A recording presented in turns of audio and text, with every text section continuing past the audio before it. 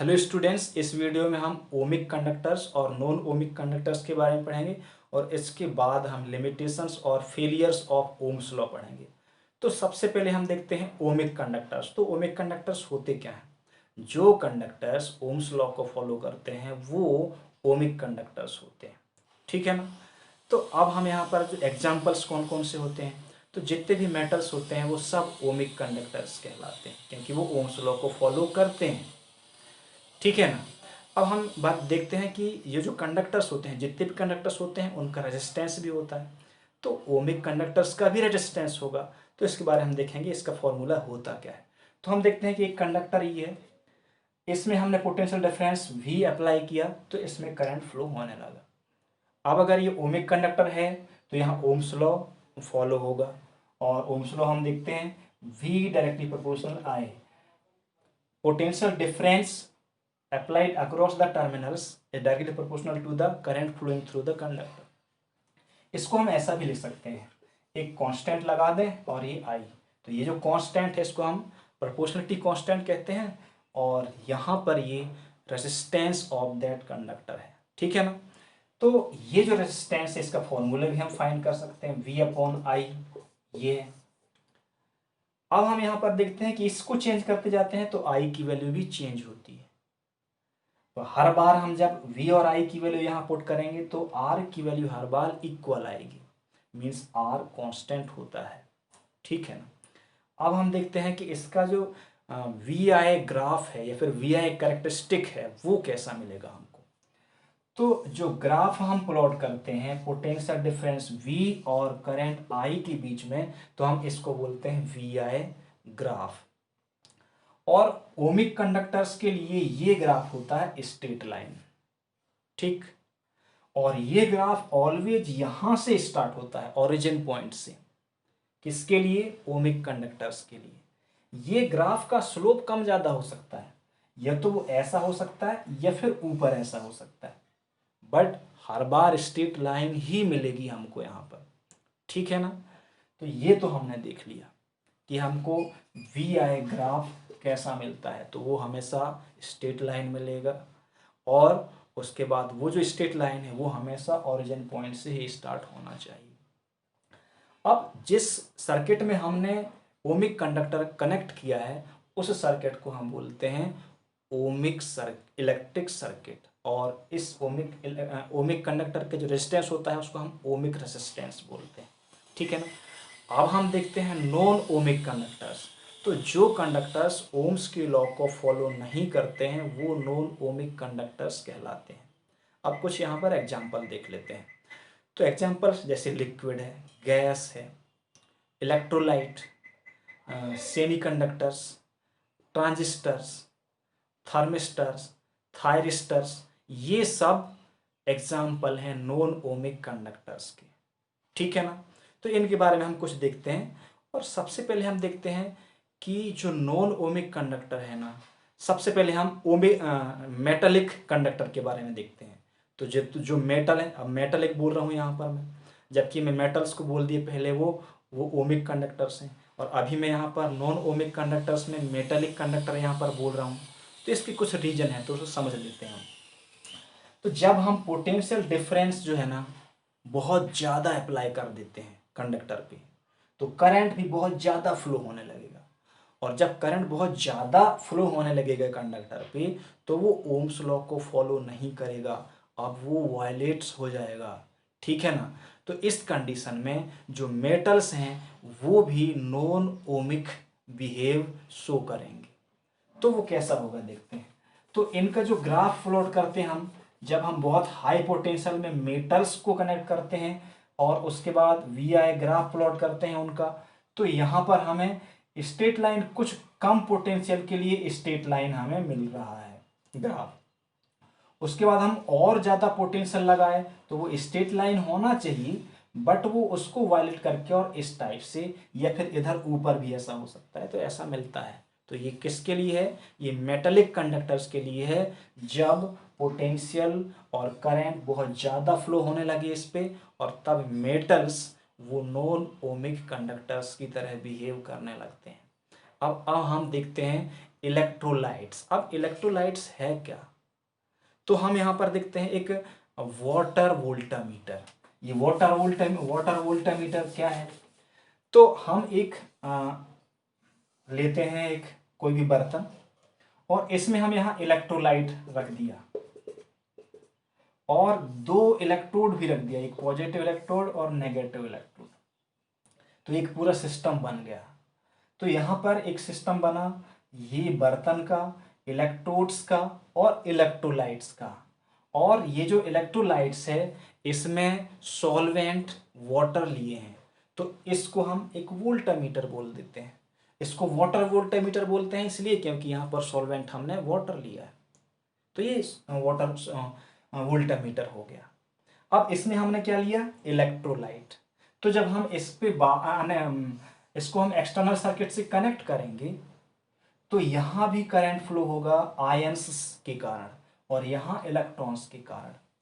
तो अब हम यहां पर देखेंगे करंट तो फ्लो हो रहा है, पर ये यहां जो करंट फ्लो होगा इसमें ये ओम्स की लॉ को फॉलो नहीं करेगा। जो करंट फ्लो हो रहा है ड्यू टू इलेक्ट्रोलाइट्स में करंट फ्लो हो रहा है, तो ये ओम्स लॉ को फॉलो नहीं करेगा। ठीक है ना, तो अब देख रहे हैं तो उसका ग्राफ कैसे होगा, हम इसको इरेज करते हैं और हम यहाँ पर ग्राफ प्लॉट करते हैं V और I के बीच में। और अब हम यहाँ पर देखते हैं कि हमने यहाँ पर क्या लिया था, इलेक्ट्रोलाइट लिया था। यहाँ पर देख रहे हो आप, ये पॉजिटिव टर्मिनल और ये नेगेटिव, और यहाँ इलेक्ट्रोलाइट। तो ये होगा कैथोड और ये होगा एनोड। ठीक है ना, तो अब हम देखते हैं यहाँ सॉल्वेंट क्या है, H2O।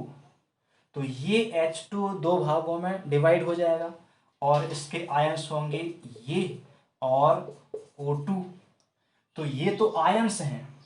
तो अब हम देखते हैं, सबसे पहले जब हमने एक्सटर्नल सर्किट कंप्लीट नहीं किया था तो ये नेगेटिव इलेक्ट्रोड पर ये हाइड्रोजन यहाँ पर जाएगा, हाइड्रोजन आयन, और यहाँ पर आएगा ये ऑक्सीजन। ठीक है ना, ऑक्सीजन आयन। क्यों, क्योंकि ये पॉजिटिव है तो पॉजिटिव नेगेटिव को अट्रैक्ट करेगा और ये पॉजिटिव को नेगेटिव इलेक्ट्रोड अट्रैक्ट करेगा। तो यहाँ पर एक लेयर बन जाएगा इस इलेक्ट्रोड में, और यहाँ किसका लेयर होगा, ये ऑक्सीजन आयंस का, और यहाँ पर हाइड्रोजन आयन का लेयर बन जाएगा। तो इन लेयर्स के कारण अब बाकी और भी अगर हाइड्रोजन यहाँ आता है तो इन पहले वाले जो हाइड्रोजन है उनसे रिपेल होकर इधर मूव करने लगेगा। वैसे यहाँ पर पहले से ही बहुत सारे ऑक्सीजन आयंस हैं, तो अब बाहर से जो और भी ऑक्सीजन आयंस आएंगे उनको रिपेल करके इधर भेजने लगेंगे। तो यहाँ पर क्या होगा, यहाँ पर बैक ईएमएफ प्रोड्यूस होगा इनके मोशन के कारण। इधर जाएगा ऑक्सीजन और इधर जाएगा हाइड्रोजन, इनके कारण यहाँ पर बैक ईएमएफ होगा। अब ये बैक ईएमएफ क्या है, ईएमएफ मींस होता है electromotive force. Actually electromotive force potential difference ही है। जब जो ये इलेक्ट्रोड्स हैं इनको हम एक्सटर्नल सर्किट से कनेक्ट नहीं किए थे, उस टाइम में जो यहाँ पोटेंशियल डिफरेंस था दोनों इलेक्ट्रोड के बीच में, उसको हम क्या बोलते थे, वो है इलेक्ट्रोमोटिव फोर्स। तो इसकी जो डायरेक्शन होगी वो किधर होगी, अब वो हो जाएगी पोटेंशियल ऐसी हो जाएगी, पॉजिटिव होगी। यदि पॉजिटिव जो आयंस हैं हाइड्रोजन वो यहाँ हैं तो उसकी डायरेक्शन पॉजिटिव टू नेगेटिव होगी इधर। अब अगर हम इसको एक्सटर्नल सर्किट से कनेक्ट कर देते हैं तब हम देखेंगे कि यहाँ जब हम पोटेंशियल डिफरेंस अप्लाई करेंगे इस इलेक्ट्रोलाइट में, तो फर्स्ट में जो इसकी जो डायरेक्शन होगी पॉजिटिव टर्मिनल से नेगेटिव टर्मिनल की ओर होगी अंदर, यहाँ पर इधर से ऐसा, और बैक ईएमएफ उसके जस्ट अपोजिट होगी ऐसी। तो सबसे पहले हम क्या करेंगे, जो पोटेंशियल डिफरेंस अप्लाई करेंगे हम, तो पोटेंशियल डिफरेंस अप्लाई करते हैं, सबसे पहले इस पोटेंशियल से ज़्यादा होना चाहिए अप्लाइड पोटेंशियल को, तभी इसमें करंट फ्लो होगा। इससे कम अप्लाइड पोटेंशियल पे करंट फ्लो नहीं होगा क्योंकि ये उसको अपोज करेगा। तो जब इसको हम इंक्रीज करते हैं तो धीरे धीरे हम इंक्रीज करते हैं तो इस साइड यहाँ तक इंक्रीज हो जाता है। अब जब ये दोनों इक्वल हो जाएंगे तो वो यहाँ तक आ जाएगा। अब इससे अगर और ज़्यादा अप्लाइड पोटेंशियल को ज़्यादा किया हमने बैक ईएमएफ से ज़्यादा, तो फिर यहाँ से करंट फ्लो स्टार्ट होगा और वो ऐसा होगा। तो हमने देखा इलेक्ट्रोलाइट्स में स्ट्रेट लाइन तो हमें यहाँ पर मिल रही है, पर वो स्ट्रेट लाइन ओरिजिन पॉइंट से स्टार्ट नहीं हो रही है, इसलिए ये जो इलेक्ट्रोलाइट्स हैं ये ओम्स लॉ को फॉलो नहीं करते। ठीक है ना। अब हम देखते हैं सेमीकंडक्टर्स के बारे में, तो हम इसको इरेज करते हैं। तो हम देखते हैं कि जो सेमीकंडक्टर्स हैं, तो यहाँ है दो टाइप के सेमीकंडक्टर्स होते हैं, पी टाइप सेमीकंडक्टर और एन टाइप सेमीकंडक्टर्स। इन दोनों सेमीकंडक्टर्स को अगर हमने ज्वाइन कर दिया, सपोज वो ये हमने कर दिया, ठीक है, तो इसमें हमने ये जंक्शन हो गया इनका, और ये पी एन जंक्शन डायोड बन गया, क्योंकि इसमें दो इलेक्ट्रोड जैसे होगा, ये वाला और इधर ये वाला। ये पी एन जंक्शन डायोड है, किससे बना है? इस सेमीकंडक्टर से बना है। अब इसका जो हम देखते हैं वी आई ग्राफ, तो वो वी आई ग्राफ वो हमें कैसा मिलता है? अगर हमने इस डायोड को, P है और ये N है, तो इस डायोड को हमने बैटरी के, ये जो P टाइप सेमीकंडक्टर है, बैटरी की पॉजिटिव टर्मिनल से हम कनेक्ट करेंगे, तो इसको हम बोलते हैं फॉरवर्ड बायस। मीन्स इसमें हमने पॉजिटिव पोटेंशियल अप्लाई किया है। तो जब हम पॉजिटिव पोटेंशियल अप्लाई करेंगे या फिर फॉरवर्ड बायस में हम देखेंगे, तो इसमें V और I का जो ग्राफ बनता है वो ऐसा बनता है, ऐसा। तो ये तो स्ट्रेट लाइन नहीं है, इसलिए ये तो वायलेट कर गया है ओम्स लॉ को। अब हम देखते हैं कि इसमें हम नेगेटिव पोटेंशियल अप्लाई करते हैं पीएन जंक्शन डायोड पे, तो इसको हमको नेगेटिव और इसको पॉजिटिव कर दिया। तो जब हम इसमें नेगेटिव पोटेंशियल अप्लाई करते हैं, तो इस टाइप के जो होता है इसको हम बोलते हैं रिवर्स बायस। ठीक है ना। तो रिवर्स बायस में मीन्स हम नेगेटिव पोटेंशियल अप्लाई कर रहे हैं, तो करंट ये होगा और वोल्टेज ये होगा। तो इसका ग्राफ इस टाइप से बनेगा, और ज़्यादा हाई पोटेंशियल अप्लाई करेंगे नेगेटिव, तो वो ऐसा हो जाएगा। तो ये ग्राफ है जो स्ट्रेट लाइन नहीं है, ये थोड़ा सा स्ट्रेट है, बट ये तो इसके पैरेलल है। दोनों ये प्रोपोर्शनल होना चाहिए, तो यहाँ तो वो प्रोपोर्शनलिटी नहीं है ना, इसलिए यहाँ पर पीएन जंक्शन डायोड या सेमीकंडक्टर्स के केस में यहाँ ओम्स लॉ फॉलो नहीं होगा। ऐसा ही होगा ट्रांजिस्टर के केस में। तो ट्रांजिस्टर क्या होगा? ट्रांजिस्टर का जो होता है फॉरवर्ड और रिवर्स बायस में, तो ट्रांजिस्टर क्या होता है? एक पी टाइप सेमीकंडक्टर को दो एन टाइप सेमीकंडक्टर के बीच में रख दिया, तो वो ट्रांजिस्टर हो गया। या फिर एक पी टाइप सेमीकंडक्टर को दो एन टाइप में, या एक एन टाइप सेमीकंडक्टर को दो पी टाइप सेमीकंडक्टर के बीच रख दिया, तो ये एक क्या बन गया? ट्रांजिस्टर।